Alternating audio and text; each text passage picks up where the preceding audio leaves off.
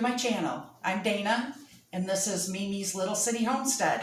And today we're going to go over parts of your pressure canner, what works on it, how it works, and why.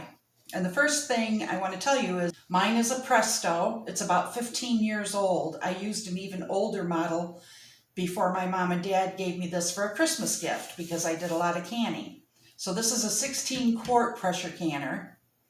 A 23-quart pressure canner will be taller, but the same size around, and that's like a double level. You can put the pint jars on the bottom, and then you put a rack on top of those pint jars, and you put another layer of pint jars, and you can can even more with the 23-quart. A 23-quart, however, can still only do 7-quart jars. They're too tall to get a double layer out of. So with this, the reason I decided to show you the parts and how they work is because when I was canning, I noticed as I looked at my gauge that it was staying on the same pressure. It wasn't getting to the 10 pounds, and I thought it should be there by now, so I kept my eye on it. And that's when I noticed the needle jumped. And it went from about 7 pounds real quick to 10. That tells me that this isn't working right. And it is old, it's 15 years old, so this is a replaceable part. As a matter of fact, everything on this canner can be replaced. Back when this was bought, it was about a $99 canner. Now I've seen them on there for about $169. So I want to keep replacing my parts as I'm canning, as the years go on. Some you replace once, maybe never. Some you replace more often. So I bought myself a new gauge. And it was a Presto gauge. It came in this box, genuine Presto part. And I have already taken it off, but it's as simple as taking the nut off the bottom, which is underneath the lid, removing, this is my old one that doesn't work, putting the seal in, putting the new vent or the new gauge on. And then it just takes this tool. You just tighten the nut back up underneath, and then you've got your new gauge. The gauge is important because this is what tells you how many pounds of pressure you have going on in your canner. The pounds of pressure you use in your canner it goes to according to your altitude. So here in Michigan, my altitude says I have to can at 10 pounds of pressure. If you are living at a higher altitude, you're going to probably be canning at 15 pounds. I don't know where the 5 pounds of pressure comes from. If you live in an area where your pressure canning is at 5 pounds of pressure, leave a note down below in the comments and let me know, because I'd be interested in knowing that. But now that I've taken off my old gauge and I've replaced it, that's taken care of. The next thing that needed to be replaced was the canning seal. Now this is, you can see how easy this lid can be moved with the canning seal that's in there. And the reason is because this canning seal needs to be replaced. It's older, and we all know what rubber rot is. So this is dried out, and when rubber dries, it shrinks. And you can tell because it's pretty stiff. So this rubber seal is older. It's probably a year or two old. I like to replace them once a year if they're needed. Sometimes if I don't do a lot of canning that year, I don't need to replace it as often. But you can tell this is dull in color. It's shrunk. The way it fits in the lid is very loose, and it just fits underneath those lips there on the lid. But it needs to be replaced so we get a really good seal and really help build the pressure quicker and keep the pressure. All these parts can be ordered on Amazon. You can find every single part to this canner, including the handles, on Amazon. So you can replace anything that needs it. So we take off the old ring, and I have the new ring. And I don't know if you can tell the difference, but this one's a lot shinier. It's new. It's not as stiff. So this one's got to go. To replace your canning ring, you just put it back inside the lid the way it was, underneath all those lips, and behind any of the parts, like this one. So that's replaced. The next thing to look at replacing, and often comes when you order your canning seals or your gaskets, you often will get also this rubber plug. They call this a rubber adapter plug, and what it actually is, and here's my old one, it's very hard. It's just like the gasket. It's dry, it's hard, it's not pliable. Time to replace it. You just pop it out of the hole to replace it, and this is my new one, but I'll show you. Pop it up through. There it is on the top, and there you can see the back of it on the bottom. What this is for is if you were canning and got distracted, left your heat on high, say, some reason why, it would build so much pressure inside your pressure canner that it gets around between 15 and 20 pounds of pressure. You're going to see this pop right out from the steam. The pressure will actually blow that little tiny plug out, and that hole that you saw is what the steam will come rushing out of, and that's what keeps your canners. You know, a lot of times you hear people say canners blowing up in the kitchen. I can believe that probably happened back in the day when canners didn't have as many safety mechanisms on them, or they were different types of canners back in the day. But the ones that we use now do have safety features built in. That's one of them. So you want to make sure that that's not dried out and it's in there and can pop out if the pressure gets too big. Another pressure safety is on the front. It's in right here in the front, and I'll show you a little bit better by taking the lid off, and I'll show you that it pops up. It's like a float, and the reason it pops up and how it works is once you've put your lid on and you turn the heat up on your burner so that the heat will start building steam. Steam is heavier than air, so it's going to pop that up. That's the first thing that's going to happen. That's the first change in your lid once you begin the canning process. When that pops up, it's only going to be a few more minutes, and you will start to see steady stream coming through the vent pipe. Once you see a steady stream, kind of like a steam engine, just shooting out of the top of that, you're going to set your timer for 10 minutes. You cannot skip that step. And the reason that it works and why it's important is because once that pops up, we know steam is building. Once this starts venting steam, we know pressure is building. Once the pressure builds inside the pot, it's driving out air through that vent. And you have to let it have 10 full minutes to do that and drive out as much air as possible from the inside of our canner. At which point you will drop the regulator on. When your 10 minutes are up and it's steamed, this is your regulator. Now some pressure canners don't have this, they just have a weight, and it's an adjustable weight where you can remove it. It comes in 3 pieces. When it's all together, it equals 15 pounds of pressure. When you take off one part of the weight, it equals 10. When you take off all parts and just have the small bottom, it's 5. I don't have one to show you because I don't use that type of pressure canner, but you may see some older canners at a garage sale. Don't be worried if you don't see this gauge on it. It just means it's the type that takes a weight, and that's fine. This, however, is not a weight. It just regulates the steam. So once you drop it on top of that, after it's vented for 10 minutes, it's going to start allowing only tiny bits of steam to come out, so it builds even more pressure inside your canner.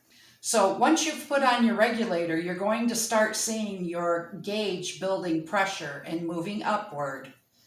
Now, in order to bring it up to the 10 pounds, you don't want to turn your burner on high. You want to regulate it, say 8 out of 10. If your burner goes to 10, maybe you want to turn it up to 8.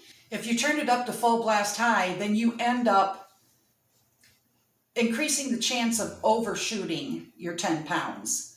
And that means you're going to have to lower the heat, try to bring it back down, or you may bring it back down when you're trying to regulate it too far under 10.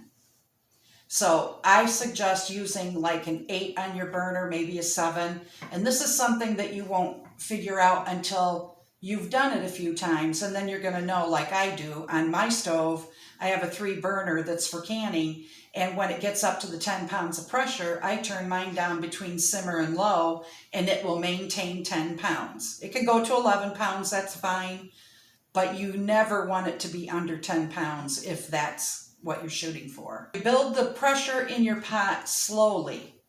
You get it to your 10 pounds, and then you adjust your burner down a little bit, and you keep adjusting it, keep watching your gauge. As long as it's not building pressure and it's starting to stay within that area of 10, 11 pounds, that's where you want it to be, and that's when you can start timing the process. So let's say we're going to make green beans and we're going to do quarts. So let's say that takes 90 minutes at 10 pounds of pressure. That means when it hits 10 pounds, then you can start your 90-minute timer. If for some reason it drops down under 10 pounds, you have to stop your timer. This has to go for 90 full minutes at 10 pounds. So stop your timer, turn your heat up a tiny bit, build it back to 10, and then start your timer back up, and you're good to go. As long as you follow those directions, you shouldn't have any trouble processing. So what I'm going to tell you about this canner is, before I'm going to can something, I inspect it. This is the rack, and if you buy a 23 quart canner, you still have to buy another rack because it only comes with one, which is fine. You just order another one on Amazon. I think I've seen them for like $8. So put your rack in, and then follow the directions for your canner on how much water to add. Unlike water bath canning, where you fill your canner up with water and you want it to be about 1 to 2 inches over the top of your quart jars to process, pressure canners don't work that way. They have a smaller amount of water in them, like 2 or 3 inches for mine. It builds the pressure, creates the steam, and that's how it cans. A pressure canner has to get up to 240 degrees in order for you to kill all the bacteria, mold, or spores that can cause food spoilage or botulism. So after I've put my water in, I'm going to fill my jars according to the recipe. So follow your recipe, fill your jars, put on your 2-part lid, which is the lid with the seal on the inside of it, which has the sealing compound. Then you put your ring on. With pressure canning, it's important to note that as you tighten the rings onto your jar, you do it fingertip tight, which means you don't want to crank it on and really tighten it down because air has to be able to escape from that jar. A lot of times, if you over tighten your rings, your lids will come out buckled, and that means it was too tight. If you get siphoning, which means some of the liquid comes out of your jar during the canning process, you open up the lid, you may notice your water's a greenish color from the beans, or maybe it's, a brownish color from making baked beans and the sauce leaked out of your jar. That just means you didn't have your lid on quite tight enough. So you want to give it a spin, and when it stops, you fingertip tighten it. You're going to place all your jars inside your canner. Everything is going to get sterilized in a pressure canner. The way the pressure canner is going to work is your hot food is going to go in your jar with your hot liquid. Your jar is going to be hot. You never want to put hot food in a cold jar. You don't want to put cold food in a hot jar and then put it in a hot canner. If it's hot food, it goes in a hot jar, and then it goes into a canner that is simmering but not boiling, because then you're going to bring the heat and the pressure up with the food in the jar all at the same time. So either way, follow your recipe, pack your jars according to the recipe, and just make sure you're not putting cold jars in a hot canner because your jars will break. That's stress. And after you've used canning jars for so many years, it's not uncommon for them to break during canning because glass doesn't last forever either. They're meant to go through X amount of canning sessions before they just are stressed and they could possibly break. So now we've got our canner loaded with our jars, and we're going to put the lid on. So there's a little arrow right there on the lid, if you can see that. And then there's also an arrow, and it tells you align the arrows. That's how you're going to lock your lid. Now, while we're talking about locking lids, another function of this float, and you can see this when I turn the canner around. Now this is the back of the canner and this is the front. You can see this safety bracket. That's going to line up with the float.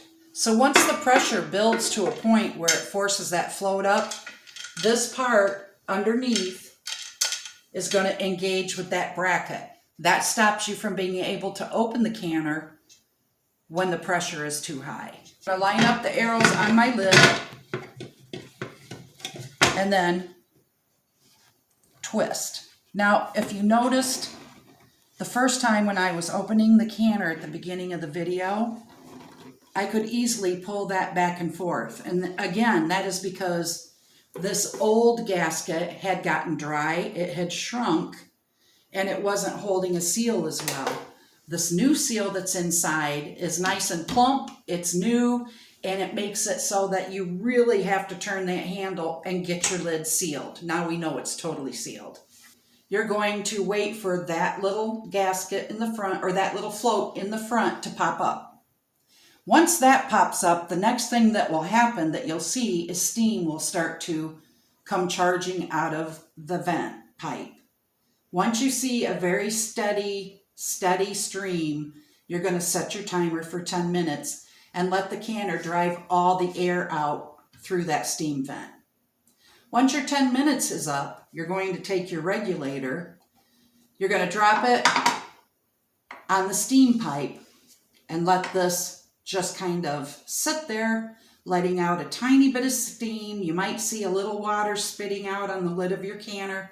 Once this is on, the third step that you're going to watch is your gauge, because pressure is now beginning to build to a point where we can start reading it on our gauge.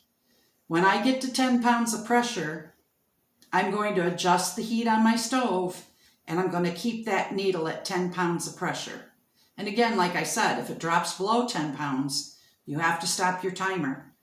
You have to bring it back up to 10 pounds and restart your timer. Minute timer until that needle is at 10 pounds. You don't start it as soon as you drop the weight. You start it as soon as it reaches the 10 pounds. Now my 90 minutes is up and this has been processing. We managed to keep it at 10 pounds and everything's good. So what we do is shut off our timer and shut off our stove and leave it sit as is. Now this isn't an instant pot. You can do a quick release on pressure from an instant pot, but that's a whole different situation. It doesn't have the same kind of poundage as what a pressure canner does, and it's set up for you to be able to do that. You just have to watch the steam as it comes out, but you're not dealing with the same kind of pressure as you are inside this canner. So there is no quick release for this. You don't take that off, you don't touch it. You shut your burner off, and this is where you can walk away. Part of the processing of food is not just the amount of time, not just the 90 minutes that it's running at 10 pounds of pressure, but the time the food is in the canner till it heats up to the 10 pounds, the full 90 minutes that it needs to process, and as it cools back down. All of that time together added up is what is the processing time. Just leave the lid on, leave the regulator on, and walk away until this drops to 0 pounds of pressure. So it's up like this. Your gauge hits 0 pounds of pressure and you'll hear that noise. The first thing you do after you know the steam is gone is you take off your regulator, you turn your handle, and when you open your canner, open it away from yourself so the steam doesn't come at you. And you allow your jars to sit in that hot water once the lid comes off for 10 minutes. So after 10 minutes and it's sat, I take my jar lifters and I take my jars out. And this is where I put them on a double layer of towels. Never put your jars on marble or quartz. Marble and quartz actually is lower than room temperature. That's why a lot of bakeries roll out the pie crust on marble, because it's cold. Don't put your jars on that. Put it on a towel. It absorbs the heat and cools down in a slower fashion, which is really what you want. You're going to let those jars sit there for 12 to 24 hours and you don't touch them. You leave the rings on and you just let them set 12 to 24 hours. So now we've gotten done with our canning session. What I'm going to do is take my canner lid apart, put my regulator where I know where it's at, because I'm going to store that in the pot when I'm not using it, so I always know where it is. Also, the vent pipe, you want to be able to, I don't know if you can look through that close enough, but if you look through that vent pipe, you should be able to see clear through it. It should be clean. There shouldn't be anything in it, and you should be able to see right through the hole.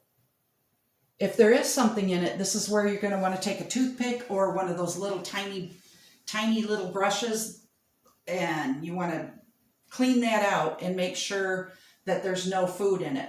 You can't soak a lid. You can't soak that food out because this can't get wet. I always take my seal out and I wash it inside and out, and I wash around underneath the rim so that I know that there isn't anything there.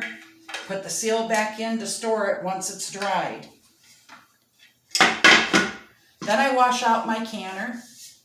One way to keep your canner inside a little bit nicer is when you put your jars in and you got your water simmering, before you snap your lid on there, put in about a half a cup of white vinegar. That's what I have this giant one for. About a half a cup of vinegar will not only keep the minerals and deposits and things from your water off the glass so that your jars don't come out cloudy, but it will also keep the inside of your canner cleaner and help keep those minerals off of the inside of there too. When I'm ready to store my canner, you'll notice that it doesn't fit back in the box the same way, because when you first open it up, when you get your new one, this isn't attached. You're going to have to put that on yourself. Once you put this on, you can't store it in a box with the lid shut.